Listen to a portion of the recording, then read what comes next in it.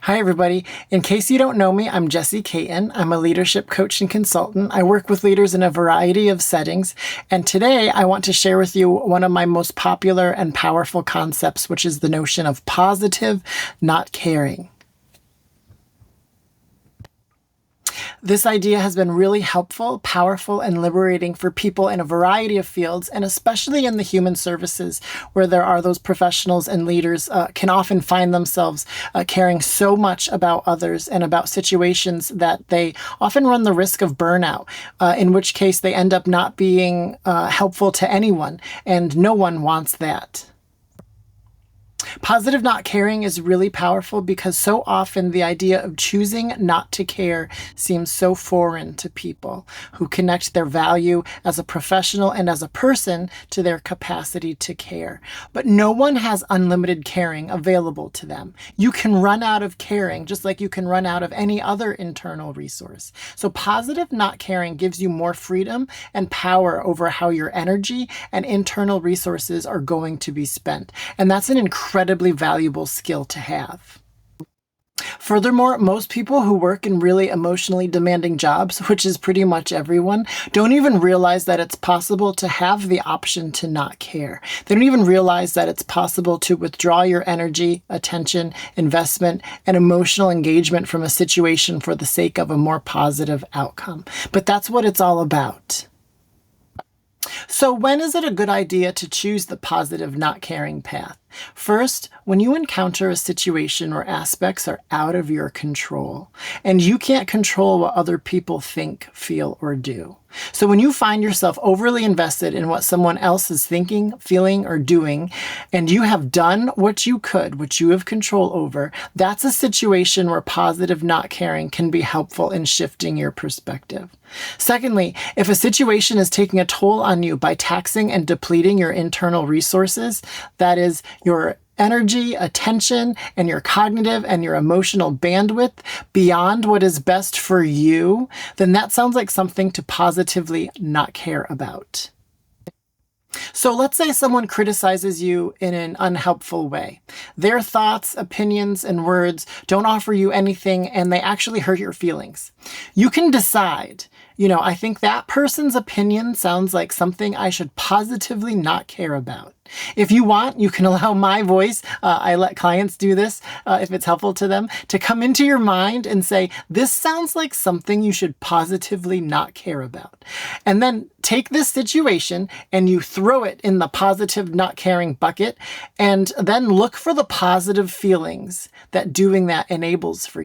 So after you've decided to positively not care about that thing, notice that you feel better. Don't forget, and this is so important, positive not caring is positive. It lands you in a better place. You're allowed to feel lighter, looser, like you've let go of something getting in your way and landed in a better feeling place. Did you notice all those L's? I love to use alliteration. Lighten, loosen, let go, and land in a better feeling place. And then you're free to turn your attention and your energy to the next thing that you want to put it to. You have that power because you can choose to positively not care.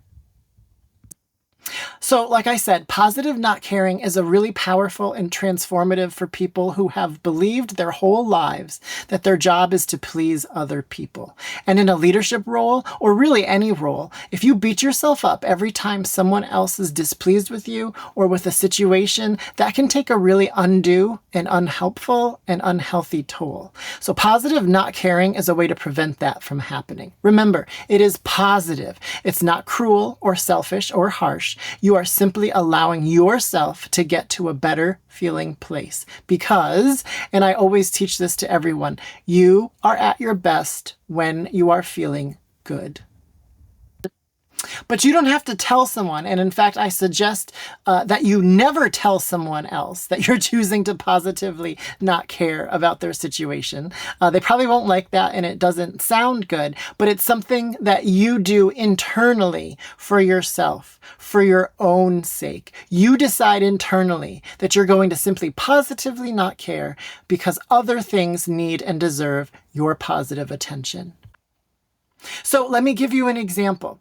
Let me show you what positive not caring can look like. Let's say someone comes to you and says, I don't like that decision that you made. If you're in a leadership position, I don't like what you did there. I don't like how things are going.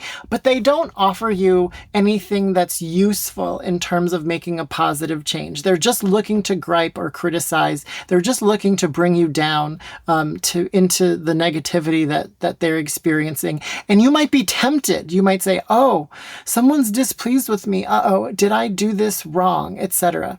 And I think it's really powerful to be able to say, you know what? I don't have control over what this person says. They're not offering me anything that's helpful. So this sounds like a situation that I need to positively not care about. So you take this situation, you put it in the positive not caring bucket, and then you notice that you feel lighter, looser, you've let it go, you've landed in a better feeling place. And you notice, wow, this is positive. As I've chosen to positively not care. And now that I've let that go, it's not going to consume my attention anymore. And in fact, I can look forward to the next thing that needs and deserves my attention. It is no longer getting it in my way. I am looking toward a positive outcome, the positive next thing that is going to get my attention. And you are in control. You are exercising your power over where your attention and your energy goes.